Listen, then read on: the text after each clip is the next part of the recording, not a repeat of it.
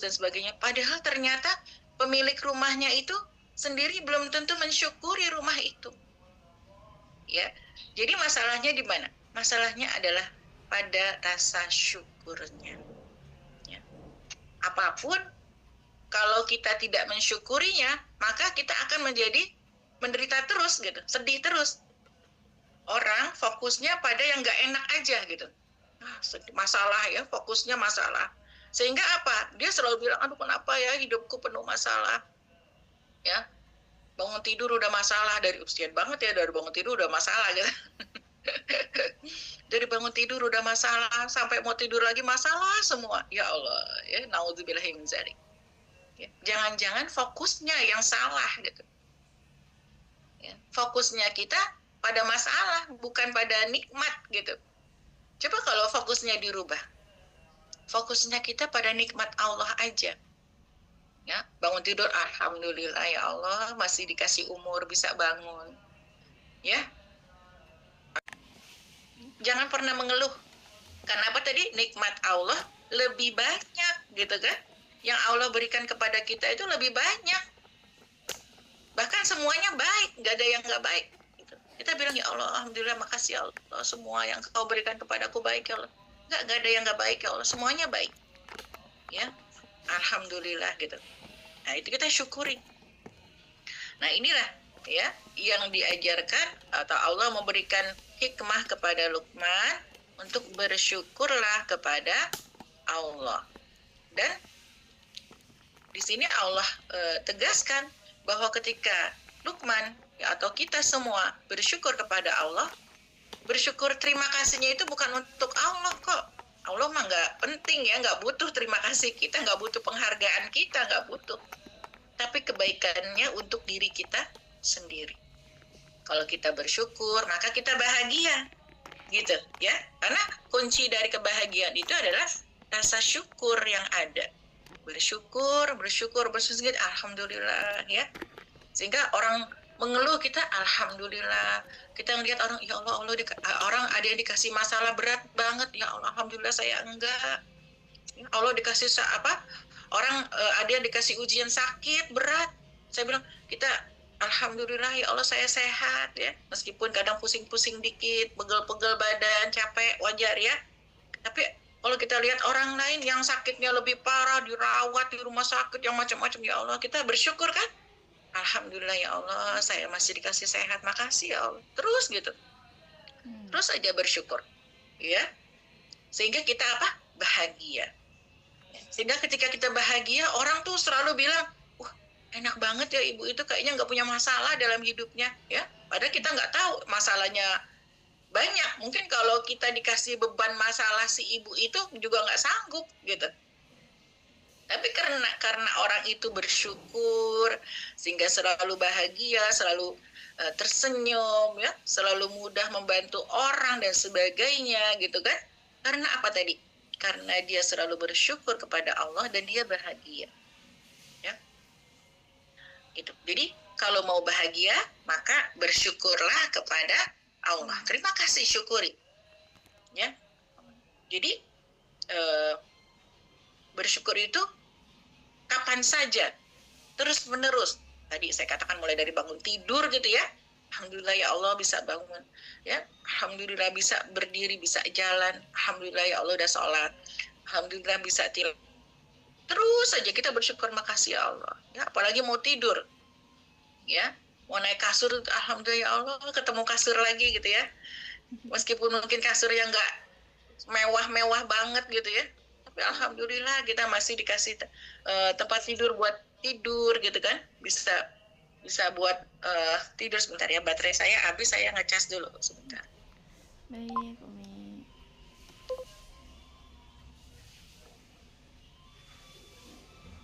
Udah rumah, ya, udah dikasih pasangan misalnya, udah dikasih anak, udah dikasih kendaraan, terus masih ngeluh aja gitu ya, maka dia berarti kufur nikmat ya. Kemudian kata Allah apa? Allah tetap maha kaya. Ya udah, nggak mau bersyukur, ya udah, Allah tetap maha kaya dan Allah tetap maha terpuji Ya, karena tadi apa? Rasa syukur kita itu bukan untuk Allah, tapi untuk diri kita sendiri. Kalau kita bersyukur, maka kita akan bahagia.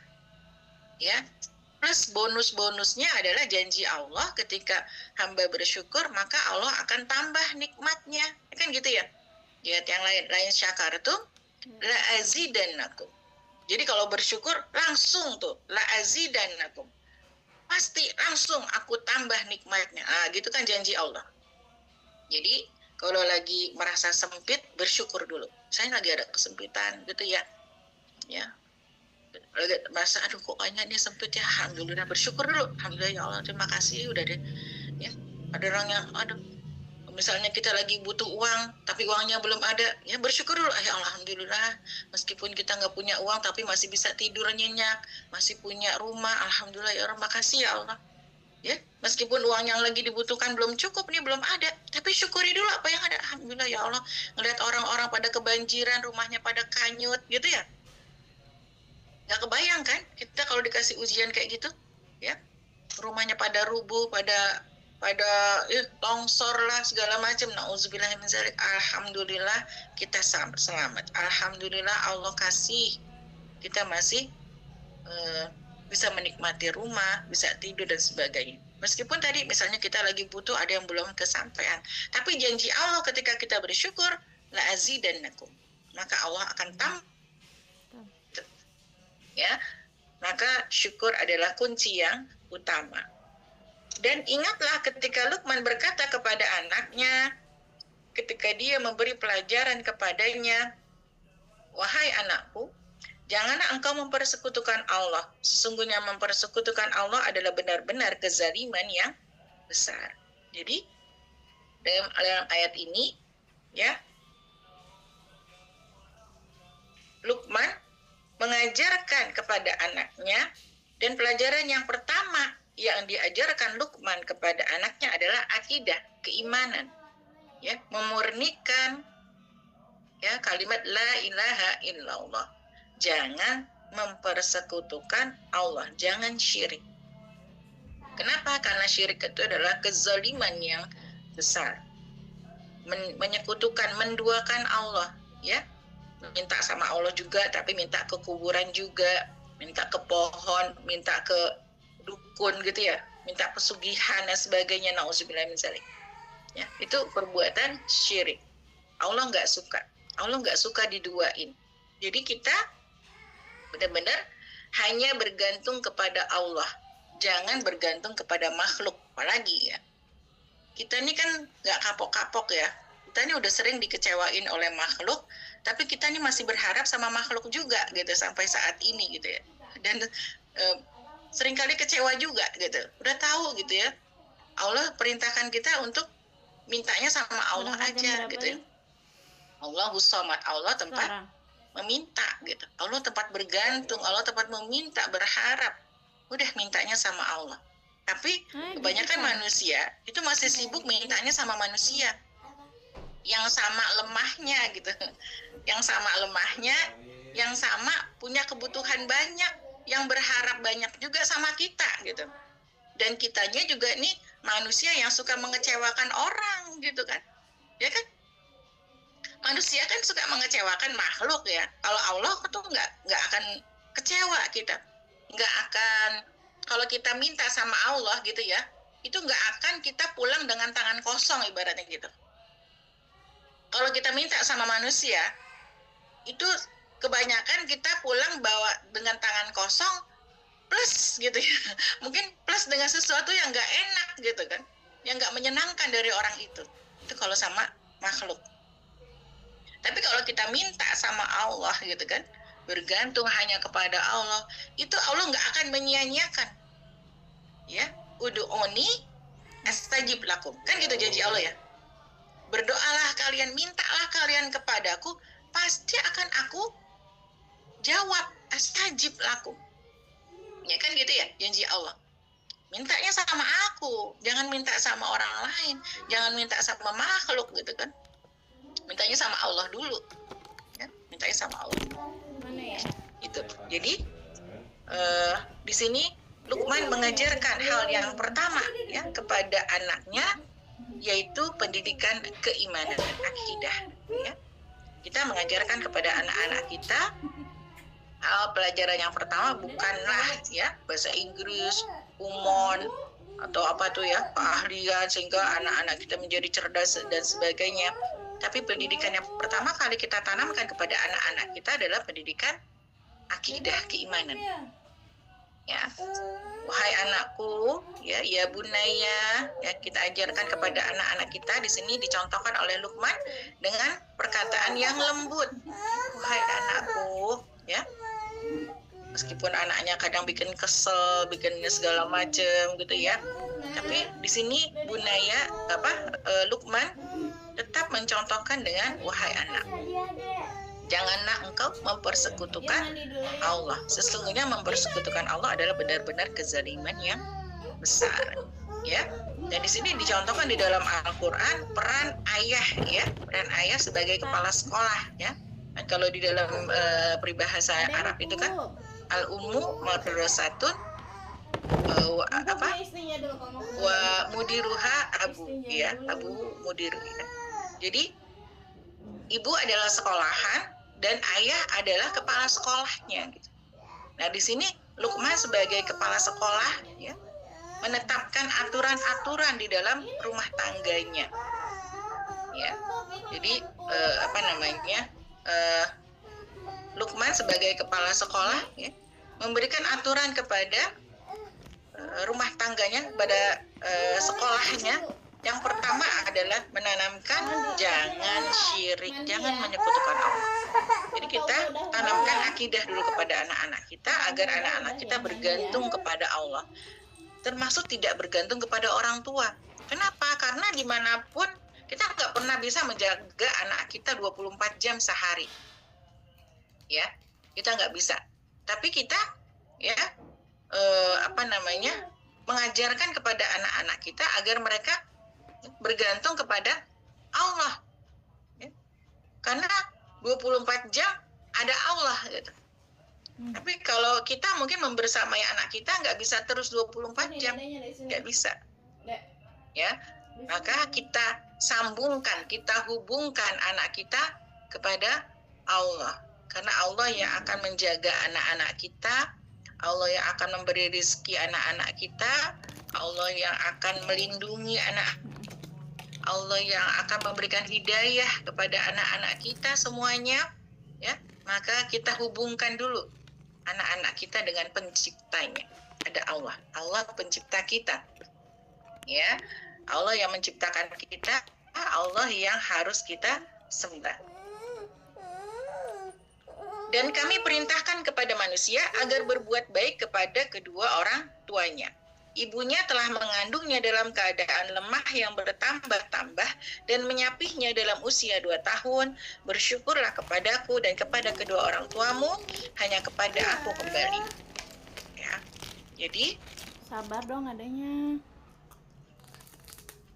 Allah perintahkan kepada manusia ya. Jadi pendidikan kedua ya, setelah tadi yang pertama adalah menghubungkan ya anak-anak kita kepada Allah, dan kemudian jangan syirik gitu ya, mengesahkan Allah. Kemudian pendidikan yang kedua yang harus kita tanamkan, kita ajarkan kepada anak-anak kita adalah birrul walidain ya. Nah ini nih ya yang harus kita ajarkan kepada anak-anak kita dan kita contohkan kepada mereka juga ya, agar berbuat baik kepada kedua orang tua. Kenapa? Karena ibunya sudah mengandungnya dengan lemah yang bertambah-tambah, menyapihnya ya selama 2 tahun ya.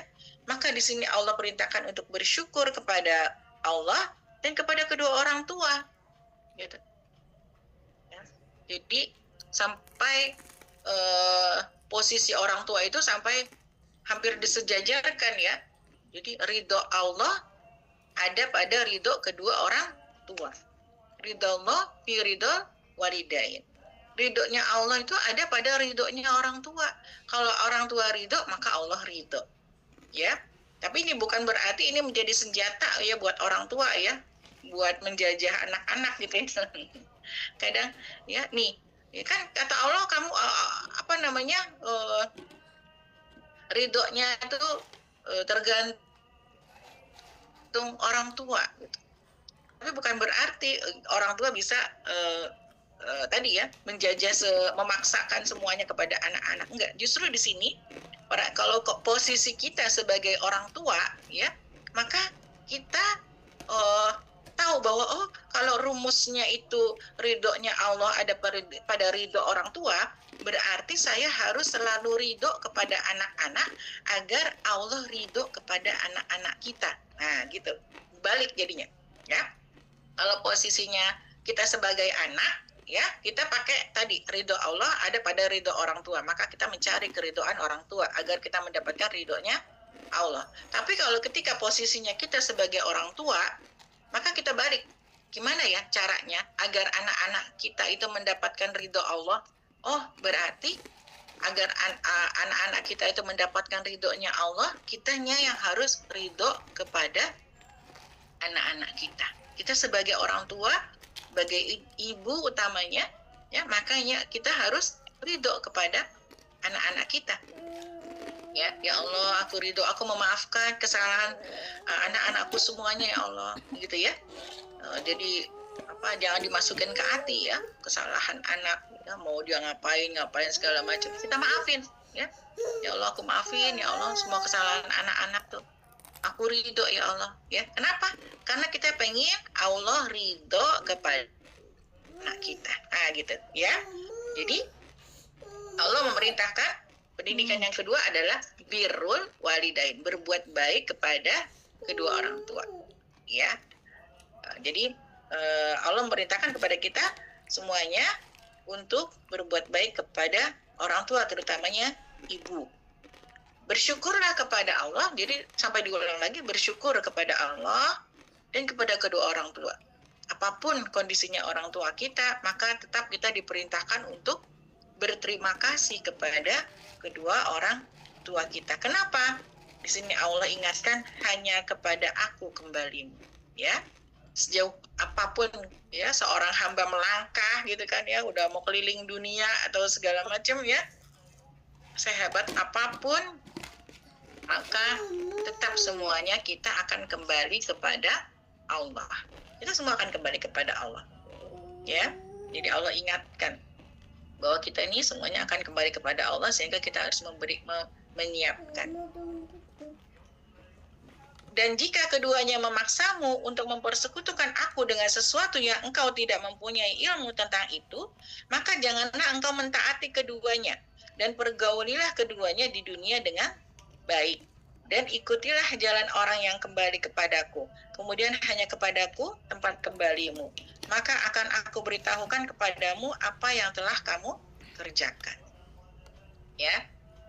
Jadi jika orang tua memaksa untuk syirik, ya, misalnya orang tuanya bilang, udah kamu biar usahanya sukses, kamu datang aja tuh ke orang pinter, ya, minta pesugihan ya, minta gimana caranya, minta jimat lah apa ya. Nah itu nggak boleh ya. Jadi kalau misalnya ada orang tua nyuruh sesuatu yang nggak baik gitu ya, atau misalnya, nah kamu nggak usah pakai jilbab deh gitu misalnya, udah nggak usah nutup aurat, nanti cari kerjanya susah gitu ya misalnya, atau apalagi misalnya ya. Pokoknya ketika orang tua itu melarang atau memaksa untuk berbuat syirik ya, atau melarang berbuat kebaikan, maka jangan ditaati. Tapi tetap pergauli keduanya dengan baik ya. Dan terus gimana? Ikuti jalan orang-orang yang kembali kepadaku ya. Saya suka melihat orang-orang yang mu'alaf tuh ya, Masya Allah, ada orang tuanya kan rata-rata juga non-muslim gitu ya, orang-orang yang non-muslim, kemudian mereka dikasih hidayah oleh Allah gitu kan ya, kemudian mereka beramal menjalankan ajaran Islam, mereka menutup aurat, mereka mengikuti kajian belajar Islam ya, kemudian mereka berusaha berakhlak Islami ya, dan itu nggak mudah ya, nggak semuanya semudah itu, karena pasti kan banyak juga yang keluarganya nggak pasti ya. Ada juga yang keluarganya itu menerima ya, mendukung, ya udah terserah gitu kan.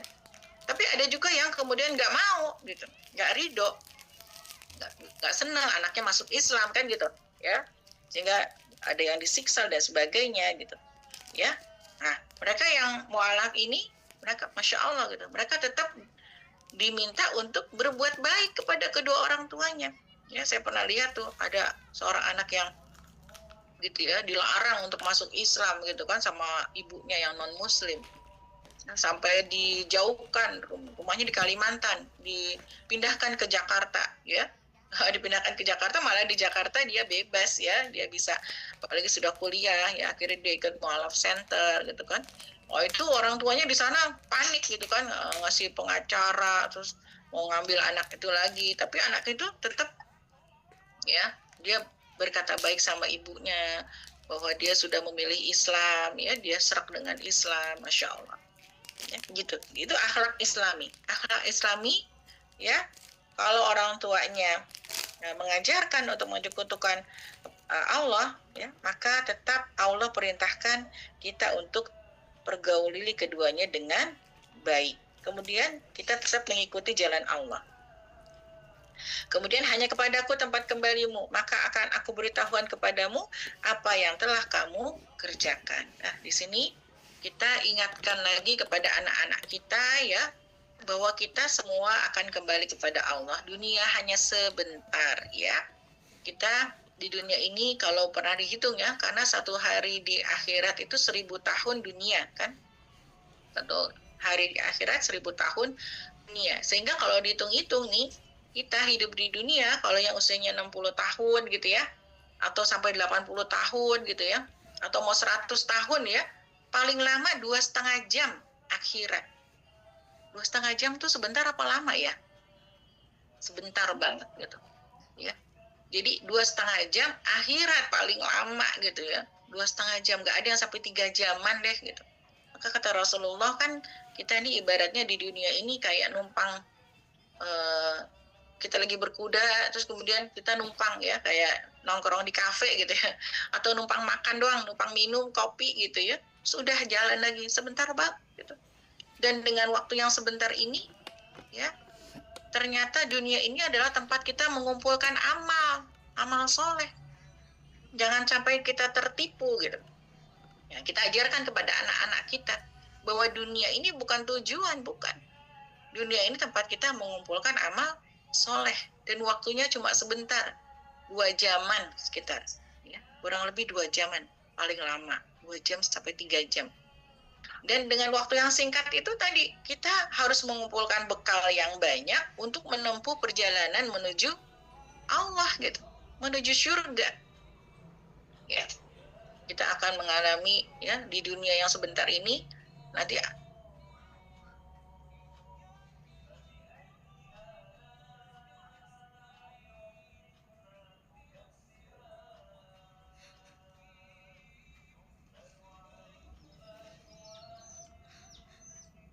kesempatannya, baik yang kita ingat maupun kita udah lupa gitu. Semuanya ada catatannya, ada raqib dan atid gitu ya. Jadi Masya Allah, kita semuanya akan menerima buku catatan amal kita masing-masing. Kemudian sampai nanti jalan ke sirat gitu ya, ke jembatan. Kemudian seorang bisa masuk surga atau nauzubillah min dzalik, ke neraka ya. Dan itu semuanya kesempatan mengumpulkan poin-poin pahala itu di dunia ini doang, Masya Allah, dengan waktu yang sangat singkat gitu. Kalau kita tahu waktunya singkat gitu kan, kira-kira kita akan kayak gimana? Misalnya nih, aduh, kita mau atau ini deh, saya suka umpamakan dengan uang kaget tuh ya. Terus kalau ada uang kaget nih ya, ada uang kaget sekian 20 juta, tapi kamu harus habiskan dalam waktu 5 menit misalnya gitu. Akhirnya apa? Orang akan pasti apa? Buru-buru kan? Wah, cepat pokoknya, dia akan bersegera, berusaha buru-buru ya. Kemudian diambil barang-barang semuanya yang itu kayak gitu. Ya begitu juga gitu. kita tuh dikasih timer gitu. Setiap kita ada timernya masing-masing. Dan kita nggak tahu timernya kita tuh sampai berapa. Gitu. Pokoknya waktunya datang ya udah habis gitu. Timer waktu kita untuk mengumpulkan amal soleh habis gitu. Ya. Nah, sehingga ketika kita tahu bahwa hidup di dunia ini cuma sebentar, sementara, dan semuanya itu akan bagi rapot gitu kan ya, maka kita akan berusaha untuk menghabiskan detik-detik waktu kita itu dengan sesuatu yang bermanfaat buat bekal. Apa-apa pikirannya untuk akhirat gitu. Ya. Jadi kita berbuat baik kepada orang tua itu karena Allah. Karena ingat nanti kita akan kembali kepada Allah. Berbuat baik kepada pasangan juga karena Allah. Berbuat baik kepada anak-anak juga karena Allah. Ya. Berbuat baik kepada tetangga, kepada orang lain, segala macam, semuanya. Itu karena Allah. Karena apa? Kita fokus memikirkan buku catatan amal kita. Ya. Jadi kita fokus nih, ntar apa ya? Kita rapotnya apa ntar isinya gitu. Jangan-jangan rapotnya isinya nih gibah, ya nauzubillah min dzalik, apalagi gitu ya, maksiat gitu.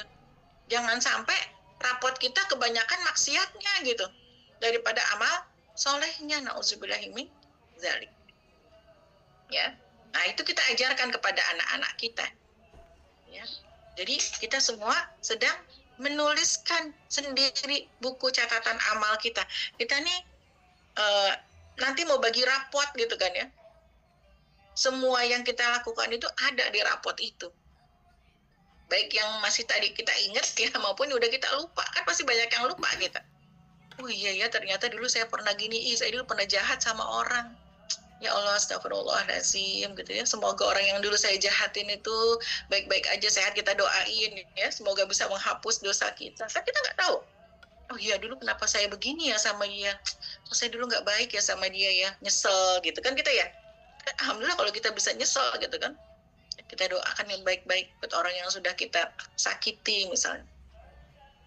Itu bisa kita lakukan kalau kita ingat buku catatan amal kita. Kalau kita lagi lupa nih, bawaannya udah kesel aja kan. Pokoknya saya nggak akan memaafkan orang itu gitu ya. Karena dia sudah menyakiti saya dengan sedemikian rupa gitu kan. Kan gitu. Tapi ketika kita mengingat bahwa oh ya saya tetap harus berbuat baik dalam rangka apa? Karena Allah gitu. Karena Allah aja gitu. Karena Allah, dan itu semua adalah bekal kita menuju akhirat. Karena kata Allah di sini semuanya kita akan kembali kepada Allah, dan Allah akan memberitahukan kepadamu apa yang sudah kamu kerjakan. Ya, nanti Allah kasih tahu. Kenapa? Karena kita bisa lupa. Kita banyak lupanya. Ya, sekarang aja tadi gitu. Oh iya ya, saya tuh ternyata pinjem buku belum dikembaliin gitu. Oh saya dulu tuh pinjem ini ternyata belum dikembaliin. Baru ingat gitu sekarang misalnya. Kan gitu. Ya, nanti di akhirat juga gitu. Allah akan memberikan itu buku catatan amal kita. Ya, maka kita gunakan waktu kita yang singkat ini di dunia, apalagi sekarang usianya udah 50 tahun misalnya. Ya, kalau umurnya cuma sampai 60 gitu kan, kita nggak tahu kan. Umurnya sampai 60, sampai 80 gitu ya. Berarti kan waktunya kita cuma tinggal berapa? Setengah jam lagi di dunia ini. Setengah jam atau enggak 1 jam lagi di dunia, bentar gitu. Dan dengan waktu yang sebentar itu kita harus mempersiapkan bekal untuk akhirat. Maka terus kita niatkan, ya astagfirullahaladzim ya. Kita harus meniatkan inna sholati wa nusuki wa mahyaya wa mamati lillahi rabbil alamin. Ya, sesungguhnya sholatku, ibadahku, hidupku, matiku, semuanya untuk Allah, biar semuanya ada nilai ibadahnya gitu. Nyapunya kita gitu ya, nyuci piringnya kita ya, nyuci bajunya kita ya, mandiin anak-anak, apalagi semuanya gitu. Kita ngepel rumah ya, kalau kita niatkan karena Allah, semuanya ada pahalanya. Jadi enak kan, ringan. Oh iya, nggak ada yang sia-sia, nggak.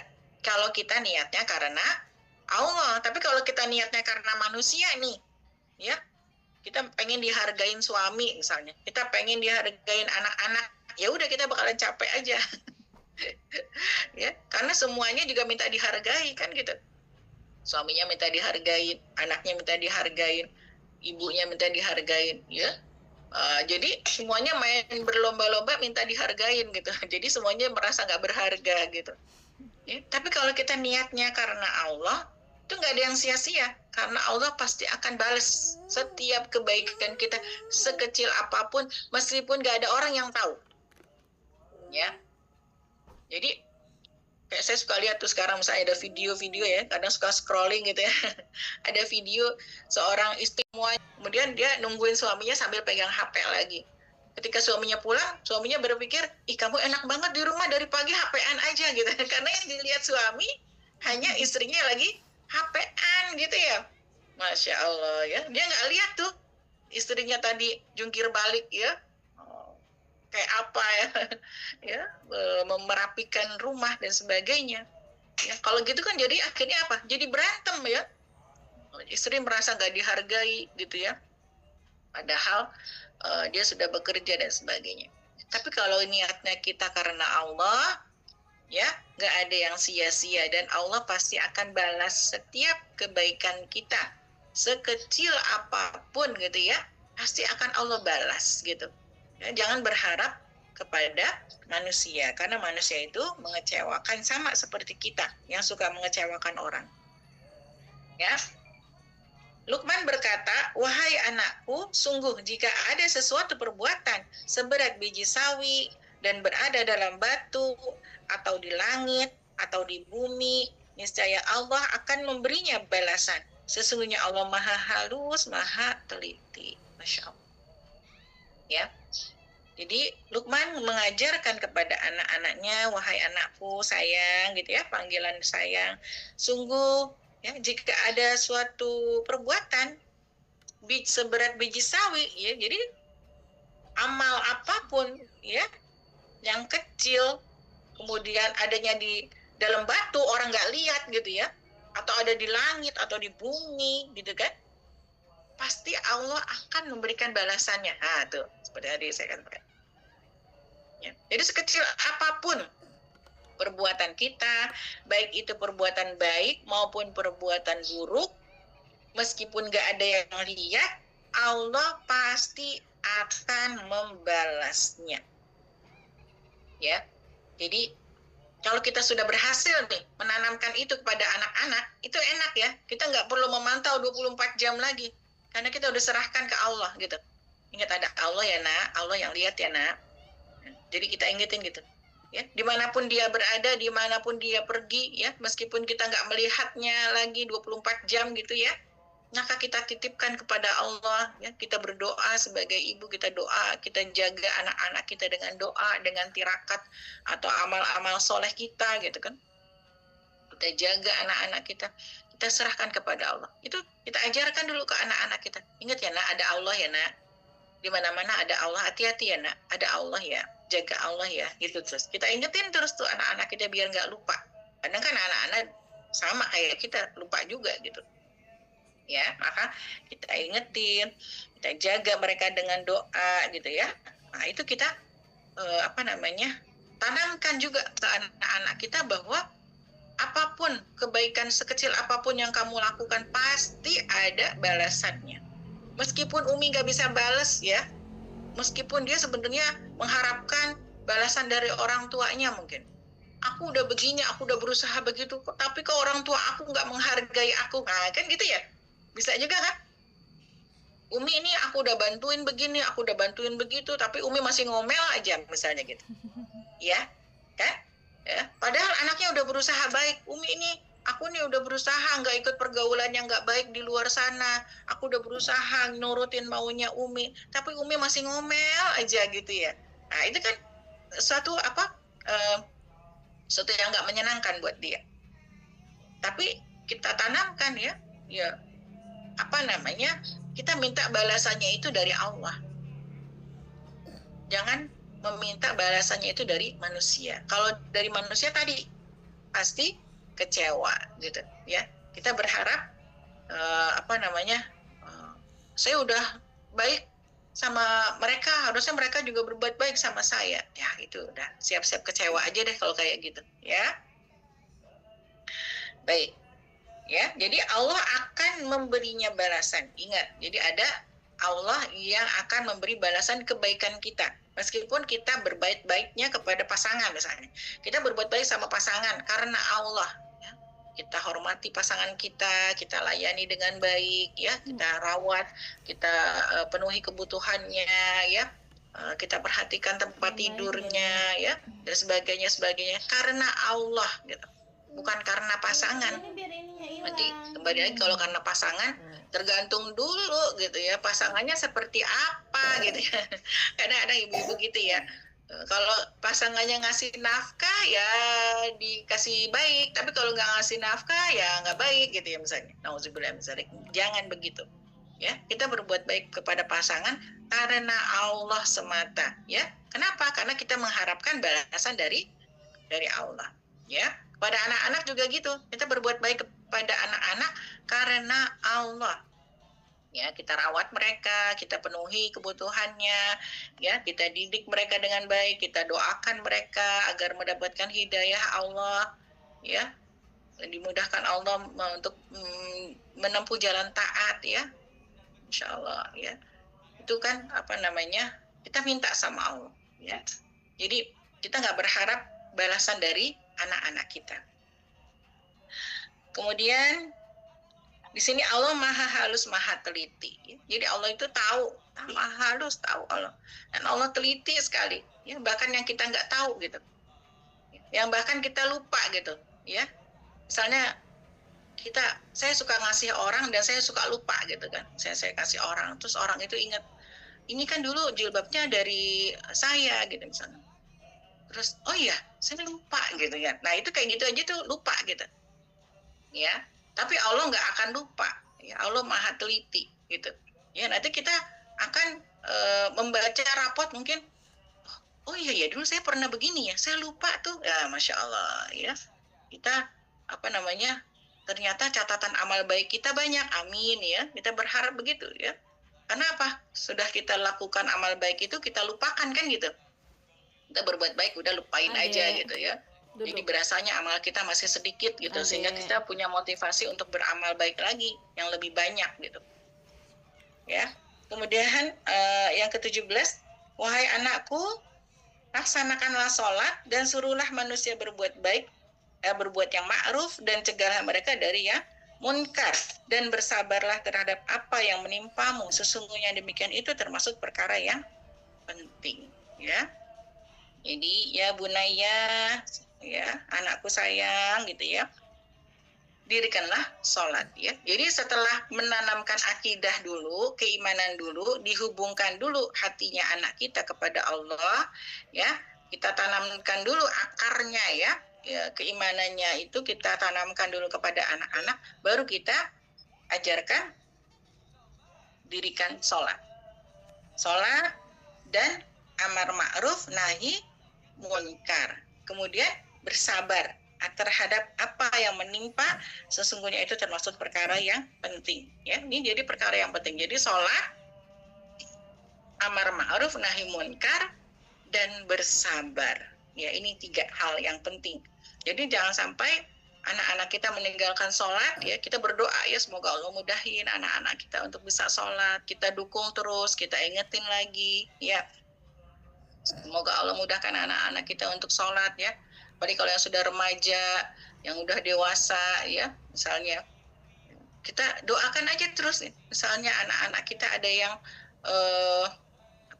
lagi futur, atau misalnya dia lagi kenapa dia nggak mau sholat misalnya ya, kita doakan, minta sama Allah ya, karena hati anak-anak kita yang menggenggamnya adalah Allah. Kita nggak bisa paksain ya, kalau anaknya nggak mau mesti gimana cara maksanya gitu kan.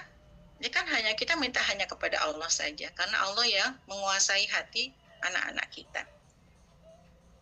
Baik, kemudian amar ma'ruf nahi munkar ya. kita minta anak-anak kita itu untuk amar ma'ruf dan nahi munkar, dan itu nggak mudah gitu ya buat anak-anak kita di pergaulan yang sekarang nih gitu ya.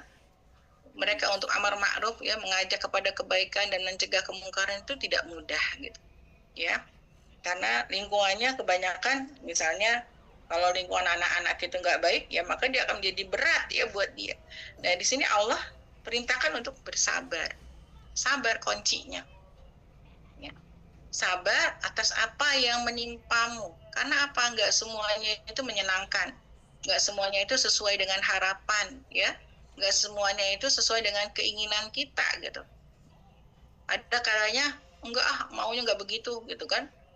Tapi kita harus bersabar gitu ya, dan sabar itu adalah kunci ya, kunci keberhasilan ya. Dan dalam ayat yang lain Allah sampaikan pahala sabar itu bigoiri hisab ya. Jadi kalau misalnya Allah kasih ujian kepada seseorang gitu kan ya, kemudian dia bersabar ya, maka Allah akan membalas kesabarannya itu bigoiri hisab, tanpa hitung-hitung gitu ya. Jadi Allah akan balasnya itu lebih banyak gitu daripada yang dia miliki sekarang. Kemudian sesungguhnya demikian itu termasuk perkara yang penting. Dan janganlah kamu memalingkan wajah dari manusia karena sombong, dan janganlah berjalan di bumi dengan angkuh. Sungguh Allah tidak menyukai orang-orang yang sombong dan membanggakan diri. Ya. Jadi di sini Allah perintahkan kepada kita, kepada anak-anak kita ya. Luqman mengajarkan kepada anaknya, jangan memalingkan wajah dari manusia karena sombong. Jadi nggak boleh buang muka sombong gitu ya, memalingkan wajah gini kan ya. Karena sombong nggak boleh ya. Sombong itu kan adalah menolak kebenaran dan meremehkan orang lain ya. Meremehkan orang lain, kita merasa bahwa diri kita ini lebih baik, lebih tahu, lebih berilmu, lebih paham ya dari orang lain. Nah itu nggak boleh ya. Jangan berjalan di bumi dengan angkuh ya, jadi nggak boleh memalingkan wajah atau dengan angkuh gitu kan. Jalan di bumi dengan angkuh ya, karena tadi ya merasa paling ya, saya ini paling pinter, paling baik, paling solihah, paling kaya, paling tahu misalnya, nggak boleh ya. Sungguh Allah tidak menyukai orang-orang yang sombong dan membanggakan diri ya. Jadi karena Allah nggak suka tuh sama orang yang sombong, sama orang yang suka membangga-banggakan diri. Nih saya nih gitu ya, pemilik A B C gitu kan, nih saya nih gitu kan, yang paling banyak hafalannya, nih saya nih yang paling banyak gelarnya, nih saya yang paling banyak amalnya misalnya. Nauzubillah min dzalik. Allah nggak suka tuh ya sama orang-orang yang suka membanggakan dirinya ya. Dan sederhanakanlah dalam berjalan dan lunakkanlah suaramu. Sesungguhnya seburuk-buruk suara ialah suara keledai. Ya, jadi Allah perintahkan kepada kita ya. Sini Luqman mengajarkan kepada anaknya untuk sederhana dalam berjalan ya. Kemudian lunakkan suara. Ya. Jadi intonasi suara itu ternyata penting gitu. Ya. Jadi dalam Islam itu adab ya, adab berbicara itu kita harus lunakkan suara, nggak teriak-teriak, nggak dengan suara tinggi, nggak dengan suara lantang gitu ya. Kalau kita sekarang banyak orang yang kita harus lantang bersuara gitu ya, suaranya harus kenceng. Oh ternyata itu bertolak belakang dengan akhlak Islami gitu. Oh di sini Luqman mengajarkan kepada anak untuk lunakkan suara. Ya, suaranya lunak, jangan teriak-teriak ya. Jangan lantang-lantang gitu suaranya ya. Justru intonasi yang rendah itu adalah akhlak yang Islami. Karena seburuk-buruk suara ialah suara keledai. Baik, mungkin ini yang kita bisa tadaburi dari ayat-ayat ini. Masya Allah, mengingatkan kita kembali ya, dan nggak akan pernah bosan kita mengingat kembali, mengulang-ulang ayat-ayat Allah gitu ya. Selalu ada insight baru untuk kita dan mengingatkan kita kembali untuk mendidik anak-anak kita sesuai dengan yang Allah inginkan. Kalau ada yang benar datangnya dari Allah, jangan sekali kita ragu. Kalau ada yang salah itu dari saya, mohon maaf. Bila Wabillahi taufiq wal hidayah. Assalamualaikum warahmatullahi wabarakatuh. Waalaikumsalam warahmatullahi Waalaikumsalam wabarakatuh. warahmatullahi wabarakatuh. Baik, alhamdulillah, jazakumullah khairan katsir kepada Umi yang telah menyampaikan Al-Qur'annya. Masya Allah, luar biasa. Sangat berat mungkin ya, mempunyai amanah ya, salah satunya mendidik anak-anak, dan alhamdulillah Allah sudah memberikan tips-tipsnya untuk mendidik anak-anak melalui surat Luqman ini. Baik, tafadhol, benar-benar bagi yang ingin bertanya kepada Umi, baik sesuai tema ataupun di luar tema, dipersilahkan. Bu Sarah mau ngajar nggak? Atau hari ini waktunya bebas? Kenapa, Bu? Kan Bu Sarah biasanya hari Sabtu ngajar ke Iya, nanti Cijantung. saya ngajar berangkat jam 8. Oh, oke. Masih ada waktu Umi ya untuk tanya jawab. Masih ada waktu ya, silakan. Oh iya, gini. Oh iya, Ustazah, aku boleh nanya atau Boleh, gimana? boleh, Saya mau komen dulu. Silakan Bunda Sofi. Mbak, jadi gini, itu tadi kita suaranya kan harus diperhalus. Nangis Ini adiknya. mungkin untuk lebih ke perempuan kali ya Bu ya, tapi enggak juga ya, laki-laki juga harus ya berbicara itu dengan suara yang lembut gitu. Itu tapi kan di Indonesia ini apa namanya, kayak perempuan wanita-wanita di daerah, di orang Medan ya Bu, orang Medan, terus di Indonesia Timur yang daerahnya berbukit-bukit, jadi emang lahirnya di sana, jadi dia tuh suaranya harus kencang, kalau enggak mungkin nggak kedengeran gitu ya.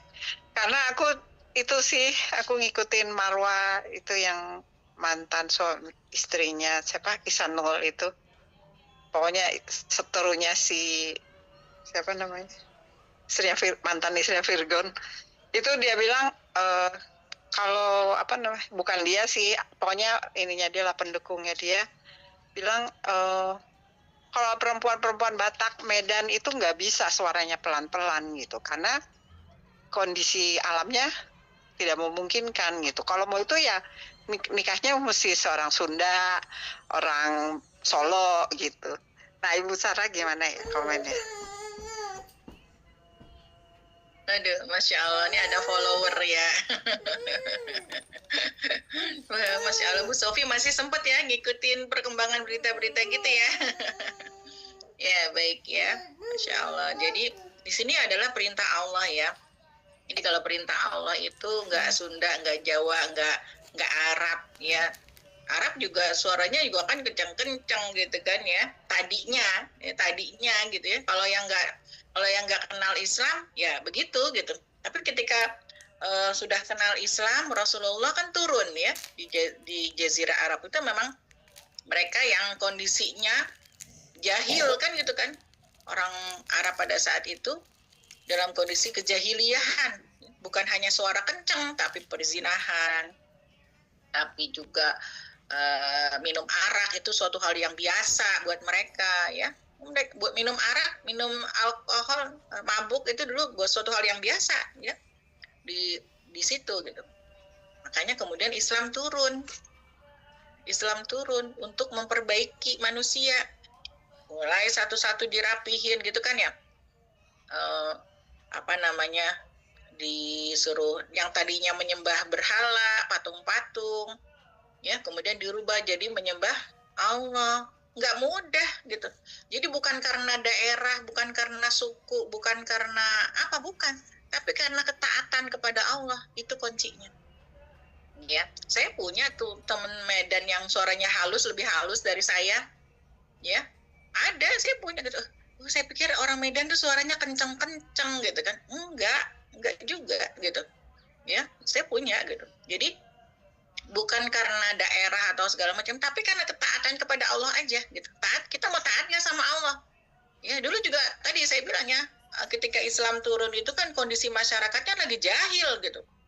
Ya, bukan hanya suara kencang aja, tapi tadi mereka menyembah patung. Dari yang menyembah patung, kemudian mereka taat kepada Allah, jadi dihancurkan patung-patung itu. Dari yang nggak sholat jadi sholat. Dari yang apa tadi mabuk jadi dituang-tuangin tuh semua. Nggak bisa, mereka nggak bilang ya nggak bisa dong. Kan di sini ini udah adat kita minum homer. Nggak bisa gitu, nggak. Di sini udah adat kita nih, udah biasa kalau di sini minum homer. Kalau nggak minum homer, badannya kedinginan misalnya gitu. Enggak.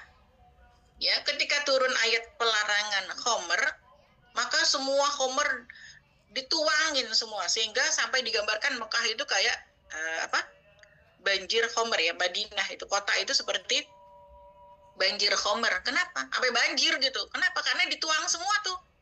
Ya, persediaan homer-homer mereka yang berderem-derem gitu. Mereka suka fermentasi gitu kan buat diminum. Gak boleh. Tapi mereka melakukan itu kenapa? Karena taat kepada Allah dan Rasulnya. Sami'na wa ata'na. Jadi gak bisa pilih-pilih gitu ya. Bukan, ya terang aja orang ini ya. Enggak, bukan itu. Tapi kita mau taat gak sama Allah, itu aja. Ya, jadi ketika misalnya suara kita kenceng nih, sama saya juga suaranya kenceng gitu ya, biasa teriak-teriak, kadang saya juga suka dikomplain sama suami, jangan teriak-teriak apa gitu ya. Iya gitu, apalagi rumahnya tingkat gitu kan, manggilnya dari bawah, kadang udah capek, udah dipasangin bel, anak-anak kadang suka susah dipanggil gitu ya, tetap aja udah dipasangin bel dari bawah, akhirnya kita teriak juga gitu, karena mau naik bolak-balik ke atas juga dengkulnya kadang sakit gitu kan, ya itu ya, tapi kita berusaha untuk tadi belajar untuk merendahkan intonasi suara, nggak ngomel, itu karena Allah gitu. Kita berusaha kalau dulu ngomong sama suami kenceng suaranya gitu kan, kita berusaha belajar untuk intonasinya diturunin karena Allah gitu, karena Allah yang suruh kita gitu ya. Jadi kita melakukan segala sesuatu karena Allah, dan kalau kita melakukannya karena Allah, insya Allah pasti Allah kasih kemudahan, Allah kasih jalan, Allah akan perbaiki kalau kita karena Allah. Sekali lagi ya, jadi ini perintah ini bukan hanya untuk perempuan, juga untuk laki-laki ya. Kita diminta untuk merendahkan suara ya, jadi bukan suara yang meledak-ledak segala macam, yang berisik, yang teriak-teriak. Sebenarnya itu bukan adab Islam, nggak seperti itu. Orang malah nggak suka gitu kan dengan suara yang meledak-ledak gitu. Apalagi mohon maaf gitu kan, suara toa masjid yang udah kenceng banget, sekenceng-kencengnya, sehingga orang mendengarkan Quran, mendengarkan zikir, mendengarkan ceramah itu nggak dengan hati yang tenang, tapi dengan kuping yang sakit gitu ya. Karena apa? Terlalu kenceng gitu. Jadi orang malah nggak nyaman dengernya gitu. Nah, jangan begitu, jangan malah merusak Islam itu sendiri gitu. Ya, jadi Islam itu disampaikan dengan damai, dengan kelembutan, termasuk laki-laki atau perempuan sama aja. Ya, karena ya sudah ada contohnya gitu. Kalau di negara-negara maju kayak di Jepang, kita nggak boleh berisik, ditangkap sama polisi kita kalau berisik gitu. Dalam rangka apa? Dalam rangka tadi menjaga kenyamanan, jangan sampai tetangga kita terganggu. Ya. Kalau di sana mah keterlaluan ya, bahkan anak nangis aja tetangganya bisa lapor gitu polisi. Makanya di Jepang banyak orang yang nggak mau punya anak karena repot gitu. Ya, jadi sampai seperti itu. Dan Islam sudah mengatur gitu ya, bahwa intonasi kita itu ya memang diturunkan agar apa? Agar minimal tetangga kita nggak keberisikan sama suara kita ya. Saya suka minta maaf sama tetangga, aduh Bu maaf ya saya suka berisik di rumah gitu ya. Ya begitu, maklum gitu, punya anak 4 gitu misalnya ya. Jadi ya itu, paling nggak tetangga kita nggak keberisikan gitu ya. Jadi kita harus menjaga intonasi suara kita, dan kegaduhan rumah tangga kita itu kita harus jaga juga ya, dan sampai tetangga-tetangga kita terganggu dengan suara kita gitu. Mungkin begitu ya Bu Sofi. Bu Sarah, makasih. Aku ini lagi dong, mau ada yang mau nanya lagi nggak? Aku terus nih yang nanya Bu. Mungkin nggak ini ya Bu. ini kalau ini bukan pertanyaan dan ini keluar konteks ya dari surat Luqman itu. Jadi gini Bu, kita kan sering menghadapi persoalan ya, tapi istilahnya kalau sekarang kan saya udah yakin gitu bahwa setiap persoalan itu pasti ada penyelesaiannya, sabar aja. Ya kadang lebih ke pola komunikasi sama suami, sama anak-anak tuh yang bikin saya kan orangnya baperan gitu ya. Jadi saya tuh suka dibawa ini banget gitu. Gimana sih Bu supaya tetap harus bisa senyum, harus ya seperti tadi Bu Sarah bilang, pokoknya ini semua karena Allah, karena apa? Jadi kalau saya kadang gini Bu, suka ngegerundel gitu. Terus saya ngelihat ternyata gerundelan yang di hati saya itu, ya itulah yang Allah kasih ke saya gitu. Malah jadi nyesel gitu. Jadi misalnya kita konflik sama suami, terus dibilang, terus ngomong, tapi saya kan nggak pernah ngomong ya, saya orangnya kan diam aja, terus nangis paling, tapi di nangis itu tuh saya ngedongkol gitu sama Allah tuh, pokoknya saya begini, pokoknya Allah pokoknya harus ini gini, balesin gini. Nah itu, dan itulah yang akhirnya yang saya terima gitu. Terus habis itu saya nyesal, oh iya ya kayaknya kalau saya lihat kalau saya istilahnya lihat ke belakang, mundur ke belakang, ini kan yang pernah saya gerundelin ini tuh saya tuh sampai inget gitu loh Bu, ya kok jadi nyesel gitu, kok saya malah sendiri ya karena doanya nggak baik ya. Iya, jadi tapi ternyata masih diulang nggak? Masih diulang? Ya enggak lah Bu, enggak. Tapi enggak, maksud saya ya nggak tahu ya nanti ke depannya, kalau namanya kadang kan kalau saya kan orangnya nggak bisa yang seperti benar Bu Sarah sih. Saya tuh nggak bisa dibentak gitu. Kalau dibentak tuh langsung nangis, terus kayak orang bingung, terus saya langsung gitu. Karena saya langsung diam, nangis, terus saya kadang ya sholat atau apa ngumpet gitu. Kayak kucing aja yang gitu kabur gitu. Nah itu terus, nanti tuh doanya saya tuh aduh nggak ada yang benar deh pokoknya, penuh dengan amarah pokoknya, bentar biar dibales sama Allah, biar ini biar itu, ya itu tuh nggak baik banget gitu. Nah gimana ya Bu ya biar kita tuh jangan kayak gitu kan, itu childish banget kan gitu. Padahal kan itu Bu Sofi sudah mengambil sendiri kan akibatnya kan, masih mau diulang, makanya tadi saya bilang masih diulang nggak gitu. Kan udah tahu akibatnya tapi masih mau diulang kan, udah jadi saya mesti gimana dong kan, Bu Sofi udah tahu sendiri padahal kita tahu akibatnya. Ya makanya kita harus, jadi gini ya, maaf ya Bu Sofi, kita kan tahu doa yang paling makbul itu ketika kita dizolimi. Ya, ketika kita merasa dizolimi, terus kita doa, maka kita harus doa yang baik-baik. Nah itu gimana? Nah itu dia. Jadi saya ajarin caranya gitu. Kalau mau dapat kebaikan, kecuali kalau kita mau dapat keburukan, ya udah kayak gitu. Berarti kan diulang lagi kita akan dapat keburukan. Kenapa? Karena kalau kita doanya buruk, pasti keburukan itu akan menimpa kita juga. Kita juga akan ngerasain nih. Misalnya kita ngedoain jelek nih kepada pasangan, sama anak-anak, terus mereka akan jadi nggak baik.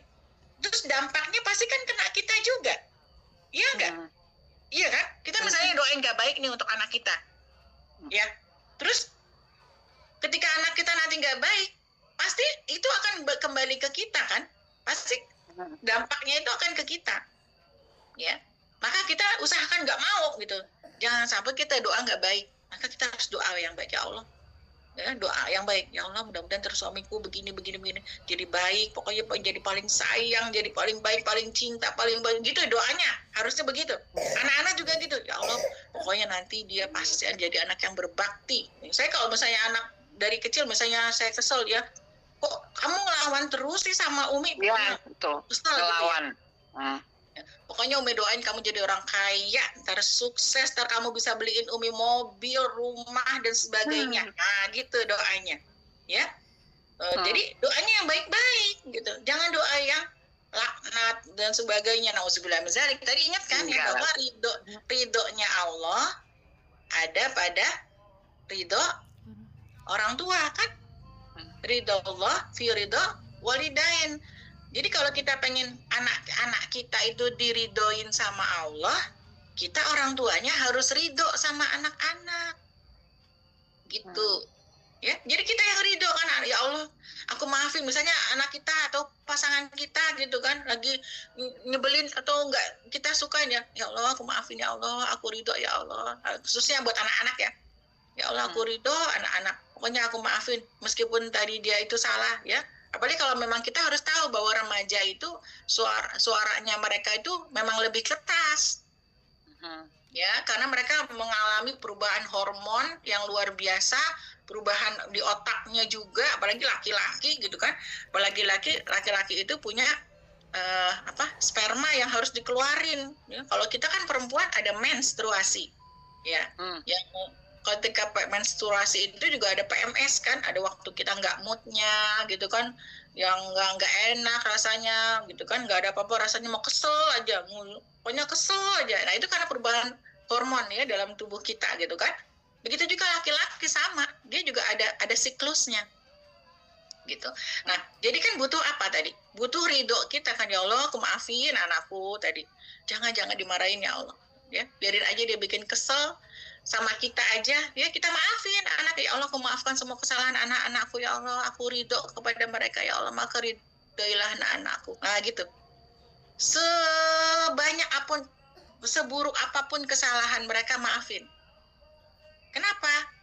Karena kita ingin di masa tuanya nanti kita punya anak-anak yang soleh, yang berbakti kepada orang tua yang baik-baik. Maka doanya dari sekarang kan, kita nanam nih ibaratnya nih, Bu Sofi sekarang nanam, kita nih nanam apa yang kita tanam ke anak-anak kita, pasti akan kita tuai nanti gitu. Kalau kita nanamnya doa-doa jelek, ya kita pasti akan menuainya juga nanti. Mau gitu kan, nggak mau ya. Nah gitu, jadi kalau ada hal yang kita nggak suka dari pasangan kita, doain yang baik-baik, rinci, ya Allah aku mau suamiku begini A, B, C, D, E, F, G, H, I, J, mintanya sama Allah, karena yang menguasai hati suami kita adalah Allah. Kita juga minta, ya Allah perbaikilah diriku ya, agar diri kita ini juga menjadi istri yang penyejuk mata buat suami gitu. Kenapa ya suamiku ngomel mulu sama aku? Mungkin aku udah nggak cantik, berarti aku harus mempercantik diri.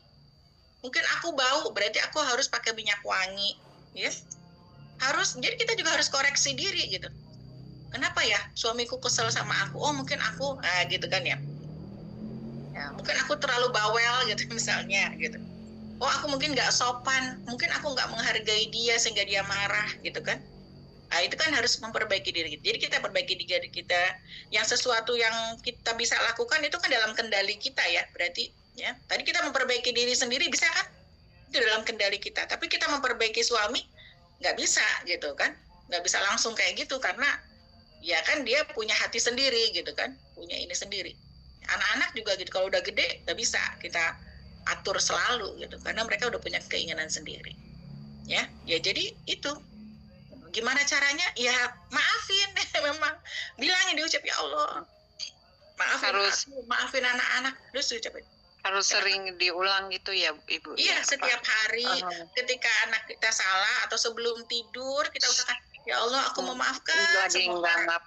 Lagi nggak ngapa-ngapain juga kita doanya biar kita sendiri tuh kesenggol juga, udah biarin aja gitu. Iya. Terus itu ya tadi ya, buat laki-laki itu kan tadi misalnya dia membentak ya, kalau membentak sama Bu, semua orang juga dibentak pasti lemes Bu ya, saya juga sama, kalau dibentak juga pasti pusing, langsung migrain sama gitu ya.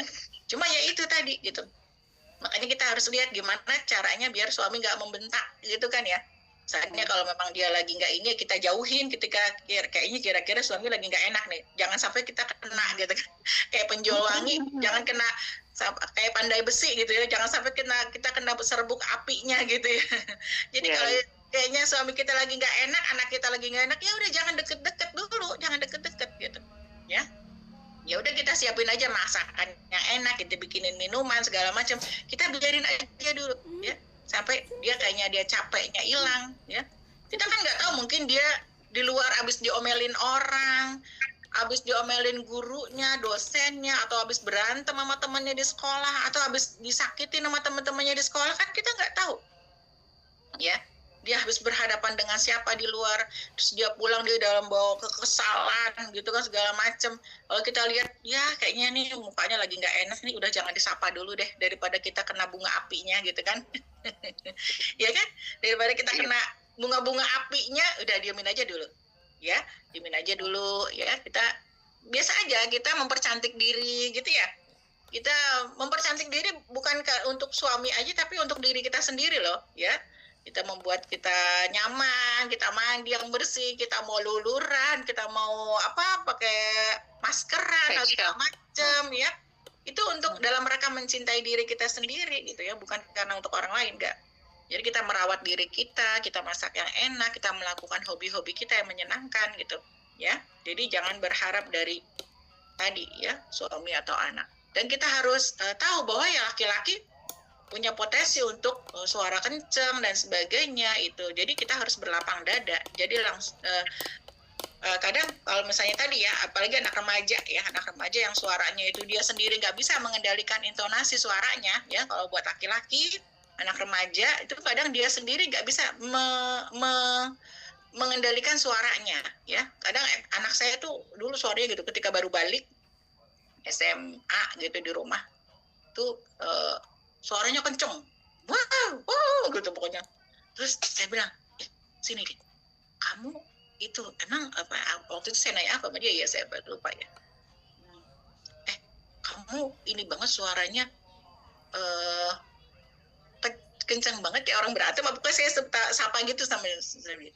Terus dia bilang gini, emang Mi gitu. Dia sendiri jadi nggak merasa gitu. Dia nggak merasa bahwa suaranya itu kenceng banget gitu ya, ternyata ya kayak orang berantem gitu, kayak orang marah-marah gitu. Emang nih gitu ya, dia nggak merasa gitu. Oh iya, jadi mereka memang nggak bisa kontrol suaranya ya. Nah kan kita udah tahu tuh begitu, ya udah jangan masukin ke hati gitu ketika mereka ngomong itu. Ambil pesan-pesannya aja, kata-kata yang mereka sampaikan ya. Misalnya suami marah nih, marah-marah dia bentak-bentak suaranya keras, kita ambil pesannya, apa yang dia keluarkan, ya kata-kata yang dia keluarkan. Oh kamu tuh begini, kamu tuh begitu. Oh ya udah, kita ambil. Oh kenapa dia marah, kenapa? Oh karena itu. Ya udah. Jadi ya udah, kitanya jangan kemakan dengan itunya ya. Ya berusaha untuk, apalagi Bu Sofi udah berapa puluh tahun berumah tangga, masa iya masih tetap aja Bu, tetap aja ya.